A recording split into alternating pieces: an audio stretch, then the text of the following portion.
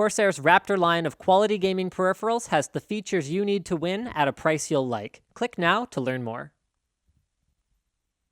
I'm no phone expert, so this is more just going to be an overview of the Note 3 and a comparison of my experiences with the Note 3 compared to my Galaxy S3. I think this is fairly applicable because I think a lot of people that have S3s might be kind of looking into new phones now, not necessarily upgrading yet, but just kind of looking at what's out there because they've had their phone for a little while. The first thing you start noticing when using a Note 3 is the fact that it has a 5.7-inch 1080p AMOLED display. It looks beautiful and it's huge. This phone, when compared to size, is about 6 hard drives tall in the body and about an SSD thick in the body as well. And that body houses some serious power with 3 gigs of RAM, a 2.3 GHz quad-core processor, 32 or 64 gigabytes of memory, depending on what model you get, Android 4.0 Jelly Bean, a 3200 milliamp hour battery, a micro SD slot, which is actually nice because a lot of phones nowadays are coming without micro SD slots because of influence from, say, Google or other sources, a 13 megapixel camera, which happens to be able to take 4K video, although it doesn't have image stabilization, and it's a phone, so it's not exactly going to look as good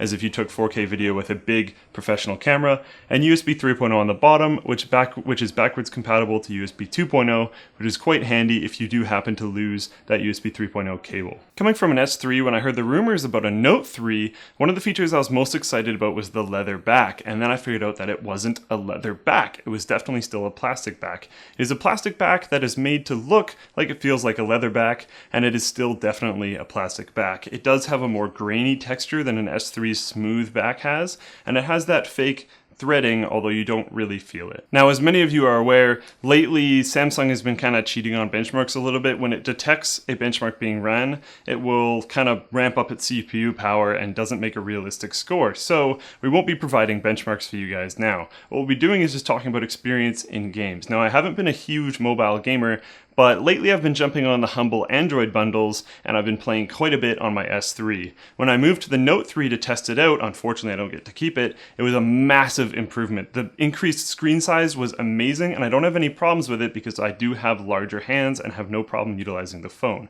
In playing Raiden, the increased screen size was just perfect because that game, it seems to be more designed for a larger screen size in general. So having a larger phone made a really big improvement. And not only that, but the Note 3 was much faster and was very noticeably smoother than my S3. Moving to Balloons TD5, I noticed way later in the game when there was a lot of balloons on the screen, it made a big difference being on the Note 3 because it was much smoother gameplay experience, and I noticed my S3 chopping quite a bit. And in both of these games, and in everything else I've actually checked out, the screen on the Note 3 was much more vibrant and looked a lot better. Before the Note 3, I've never had extensive experience using a pen on a phone before. I started with the Nexus S, and then I moved to a Samsung S3. So the main thing I noticed was Air Command. It was a nice, really easy to use system because right when you take your phone out, it's right there, and if you don't want to use it, you press anywhere else on the screen, it just goes away.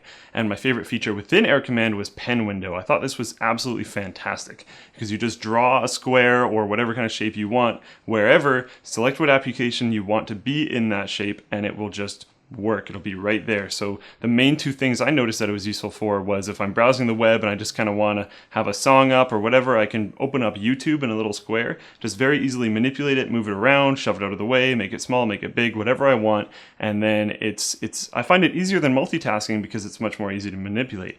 Now, the other thing that I found really nice was, say you're reading an email, that email has a whole bunch of different numbers in it, and you need to manipulate it in some way, so you need to add a whole bunch of stuff up. You can just pen window a calculator onto your screen, make it as big or as small as you want, and then that's a super easy and simple way to do it. There's a bunch of other functionality in Air Command that might be useful to you as well, but my favorite one was Pen Window. Next up we have the camera, and as quite a few of you know, I'm not exactly the best cameraman, so I had B-roll or Brandon take the photos and video for me.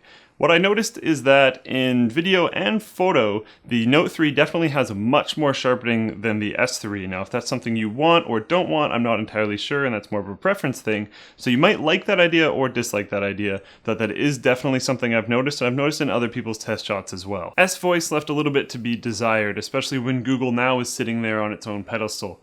It was not nearly as responsive and not nearly as helpful and didn't have some of the features that I really like. One of my favorite things about Google Now is that it will respond to you when you try to ask it a question. So you can do it basically hands-free and without looking at it. With S Voice, you can talk to it, but you still have to look at the screen to figure out what's actually going on, which is not really that intuitive in my opinion. Personally, I find the build quality on Samsung phones never really to be quite as high as other phones, say like Nexus devices or an HTC One.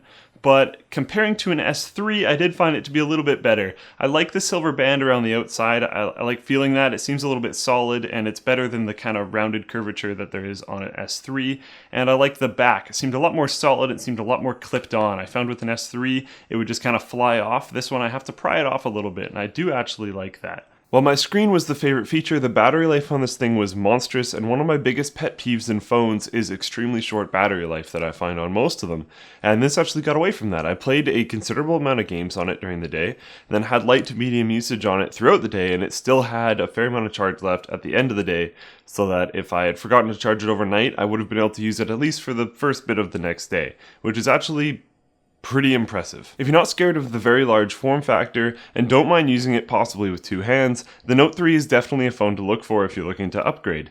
In the comments below, are you looking for a phone that has very large screen real estate and a really large battery like a Note 3? Or are you looking for something that fits into your hand better and is just more adaptable like some other phone, like say a Nexus 5? And like the video if you like the video, dislike the video if you dislike the video, and as always, please subscribe to Linus Tech Tips.